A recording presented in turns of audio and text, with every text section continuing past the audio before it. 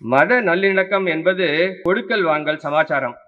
அந்நிய மதத்தினர் நம் புனித நூல்களான வேதங்களையும் உபனிஷத்துகளையும் சாஸ்திரங்களையும் ஆகமங்களையும் எவ்வளவு மதிக்கிறார்களோ நாமும் அவர்களுடைய புனித நூல்களை அவ்வளவு மதிக்க வேண்டும். அந்நிய மதத்தினர் நம் கடவுள்களை எவ்வளவு மதிக்கிறார்களோ நாமும் அவர்களுடைய கடவுள்களை அவ்வளவு மதிக்க வேண்டும். அந்நிய மதத்தினர் நம் நம்பிக்கைகளை எவ்வளவு மதிக்கிறார்களோ நாமும் அவர்களுடைய நம்பிக்கைகளை அவ்வளவு மதிக்க வேண்டும். அந்நிய மதத்தினர் நம் புனித தலங்களை எவ்வளவு புனிதம் என கருதுகிறார்களோ நாமும் அவ்வளவு அவர்களுடைய புனித தலங்களை புனிதம் என கருத வேண்டும்.